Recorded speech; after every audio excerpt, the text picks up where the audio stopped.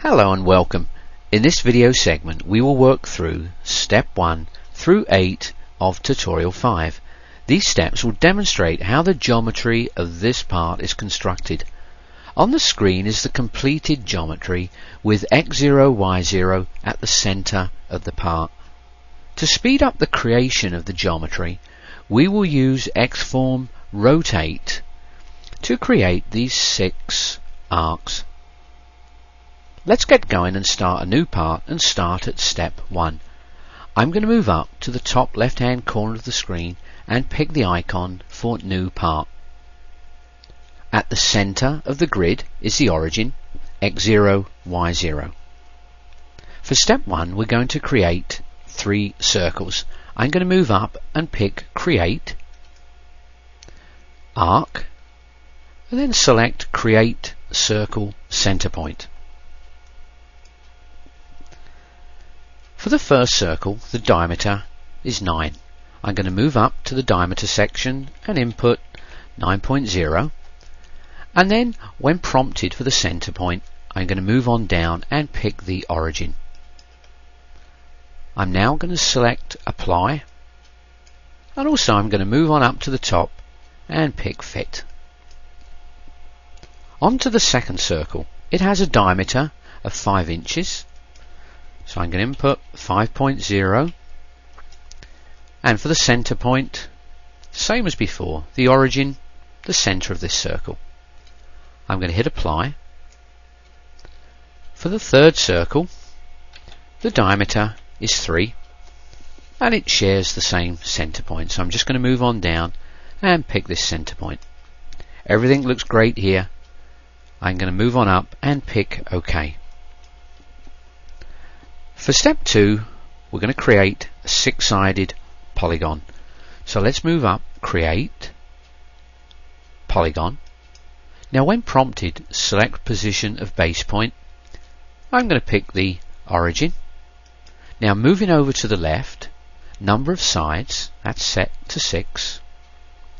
For the radius I'm going to input 3.0, and you can see the radio button is turned on against corner, so everything looks great here.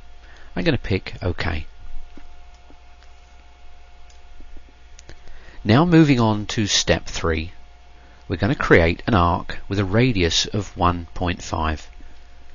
Create, Arc, and then this time we're going to select Create Arc Endpoints.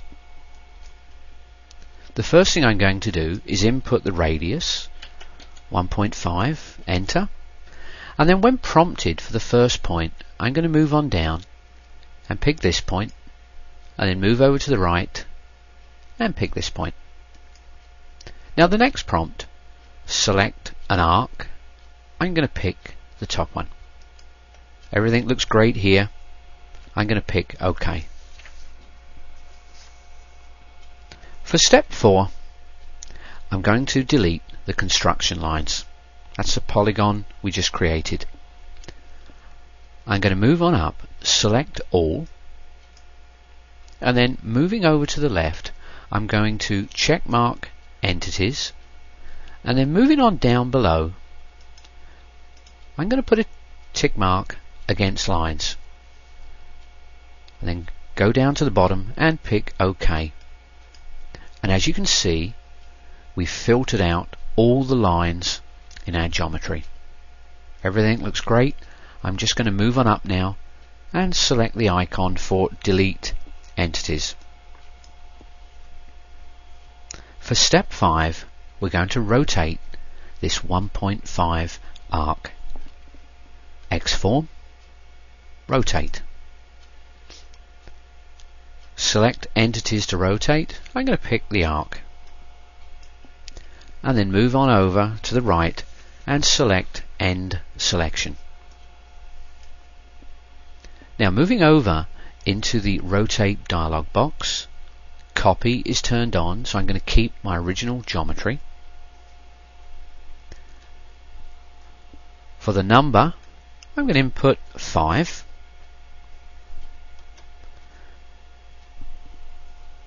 Angle between, I'm going to leave that turned on. Moving on down, for the angle I'm going to input 60 degrees. We've got it set at rotate, previews on, fits on, everything looks great. I'm going to pick OK. I'm next going to move on up and select clear colors, so everything looks good. For step 6, we're going to fillet the corners, create, fillet, and we're going to pick fillet chains. The fillet radius is set to 0.25. That's exactly what I need. When prompted, select chain 1. I'm going to move on down and pick this arc, and as you can see, everything's been chained successfully. Moving over to the chaining dialog box, I'm going to pick OK, and then move on up here and pick OK. So everything looks great there. For step 7, what we're going to do is translate the 5-inch diameter arc down. I'm going to move into Xform, translate. When prompted, select entities to translate. I'm going to pick the 5-inch circle. I'm going to move up to the right and select end selection. Moving over to the left, I have the move turned on, so I'm going to delete my original geometry. I'm going to do a move, not a duplicate. Number of steps is 1, so that's good. And then moving on down into delta XYZ, I'm going to put in minus 0.125 for Z. Everything looks good. Let's pick OK. I'm going to move on up and select clear colors.